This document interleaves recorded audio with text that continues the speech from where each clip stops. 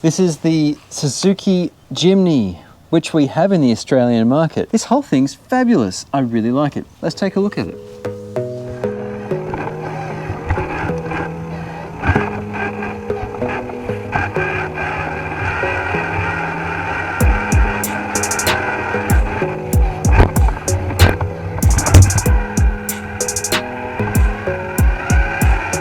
It's a beautiful little 1/12 scale replica of the real thing. We've got a fabulous scale exterior, which includes scale wheels, the scale track, everything about it as far as the geometry looks pretty good. We've got reflective glass mirrors, a full light system, including brakes. The lights are switchable. You've got a 4-channel radio, high and low speed, detailed interior, which we'll talk about in a sec, and the steering wheel moves with the steering. Dip switches on top. I can control the drag brake. I've experimented a little bit here. We'll cover that too in a tick. Beautifully detailed under the hood as well.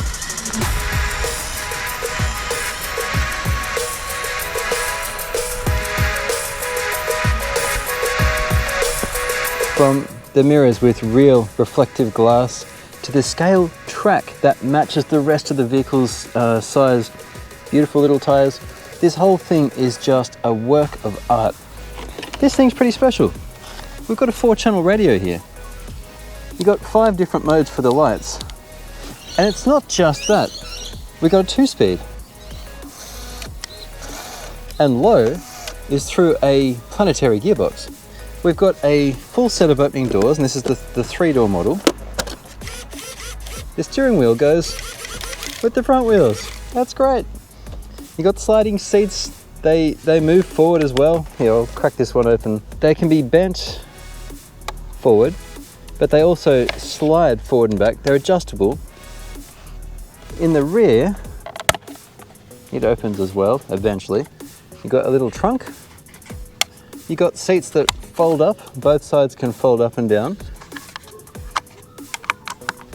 It's just a pretty model, and you know, even the foot pedals, everything about this, the inside of the door, as well as all this, you've got a hood that opens, or a bonnet, with reasonably complete engine interior. The little battery, 380 milliamp hour battery goes in there. You've even got your little stand to hold it open. So this thing is a beautiful little thing that can sit on the shelf. You know, you've got a little plastic grill. It's legitimate grill. It's very thin, mind you, but it all just works. Power switch there, little battery, and you know, various piping I see. It's not complete, but the wires have a wrap around them to hide them as much as practical.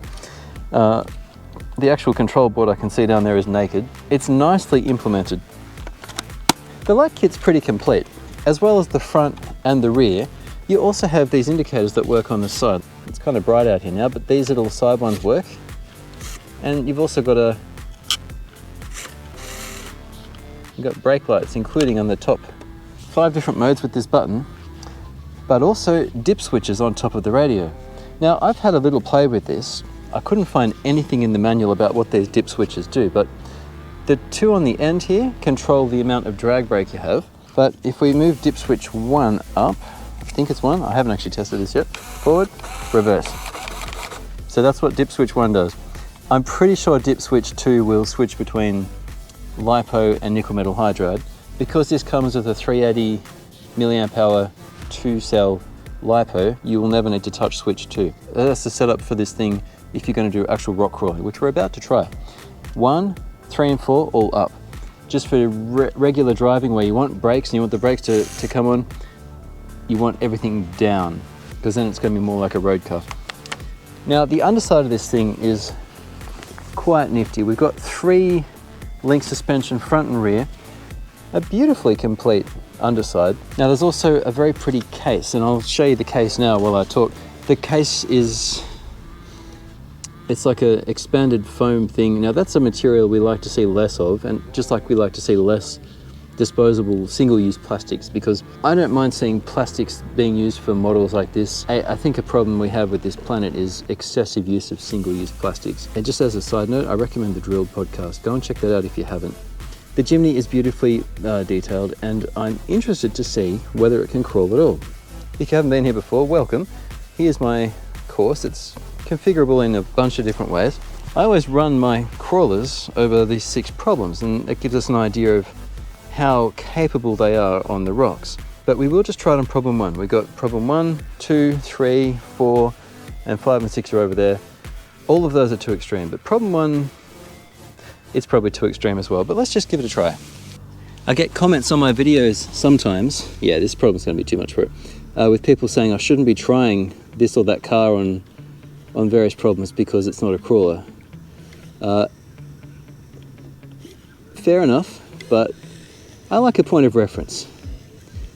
And this is purely for knowledge. Assumptions are useful in many cases, but sometimes an assumption will rip you off from getting information you may not have actually had. I don't think this is going to be able to do any of them, but why don't we at least try on problem 1, just to see, you know? It's unlikely. In fact, we need to come over from this side.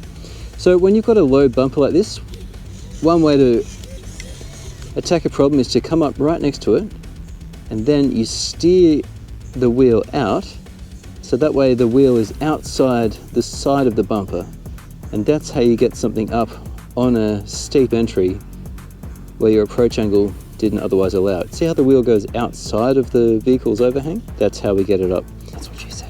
Now, this is not a crawler per se, and it's only a little 180 motor, but the gearing is good. And if we can get that back wheel up, we have half a chance here. Let's see. I will also say while I'm driving, this is really, really smooth, satisfyingly so. Beautifully, beautifully smooth transmission. Steering's good. I've noticed a little steering fade, just once. There, now. But we're asking vastly more of this car than what it's designed for. Second gear. It's got plenty of torque. I'm not kidding, this is a proper little toy. Models that are this pretty often aren't great off-road. And to be clear, I don't expect this to get far on problem 1 here, at all. But I'm already thoroughly impressed at its smoothness. The tyres are very smooth, but they're vented, there are no foams, and the rubber's reasonably sticky. For just a muck around car, I tell you what, they're not terrible. It's a very stable machine too. We don't have oil-filled shocks, they're just open coils with the angled shocks sitting behind it, but they're just friction shocks, they're empty. All right. We'll let the components cool down a bit. I asked a bit of it then. So to no one's surprise, this thing isn't fabulous on rocks, but it's far from bad. If you're working within the performance envelope of its design, it's quite okay. Just trying to get up this little white piece of concrete here, we had to try a few different angles, but it did it. We had a little bit of steering fade, but the motor and the steering servo are only slightly warm. So as far as a complete package goes, particularly given we have the flexibility with the drag brake and also that number 1 switch of forward reverse or forward brake reverse, that in combination, I mean, look at this. This is quite a steep angle. It's sitting just fine. Now, if we change these switches,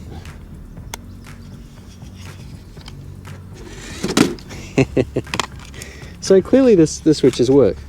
Still in second gear, so it holds. So these switches make a big difference. When I was about the age my son is now, we were lucky enough to take a couple of holidays in the four-wheel drive and explore some of Australia. And at the time I'd saved up for my newspaper run, whatever else I did. I bought a little two-wheel drive buggy. It only ran on 4 AA batteries. It was some Nico or toy grade brand. I bought it secondhand from a friend for 40 bucks. That was in the early mid-90s. I drove that thing. Anytime we stopped for camp, I would just poodle off around, whether it was a nearby riverbed or gravelly area, I'd find somewhere, it was just slow, like it had a high and low switch, remember those, high and low speed? It wasn't particularly capable, it wasn't waterproof, but it was fun. This thing, my goodness, I would have got hours out of it. Now, I will just draw your attention to the finish. The roof is lifted here. There's a screw on the inside that was shaking around loose inside. I suspect the plastic thread is stripped. I can see the roof is held on by 4 screws, and there are only 3 there. I've got the 4th one. I need to pull this apart to stick it in. This is not a particularly durable machine, but again, if you use it as it's designed to be used, I think it's going to be quite okay for what it is. Some people are going to buy this just to have it as a shelf queen. I don't have shelf queens in my collection. If I buy it, I want to use it, and I will use this. But it's just it's a fun little ready-to-go trail machine, and that USB charger it comes with, it'll fill the battery in 20 minutes. It's a 1 amp charger, and it's a 1/3 of an amp battery, so there's the maths. I really enjoyed driving it. It's surprisingly capable. A rock crawler it is not, though the electronic options are there on that dip switch to give you drag brake and just forward and reverse crawling drive mode. For what it is, it's very, very good. Scale really helps that suspension of disbelief when it's on the trail, doesn't it? The more real they look, the more fun they are, and that's, I think, the biggest draw of this thing. I need to get a little 6-inch figurine in here somehow next. Oh, if you want to learn more, here's my website, rc-tnt.com. I'll do a little write-up on this with a little bit more detail about the car that I just can't show you on video as easily. So check that out if you're interested.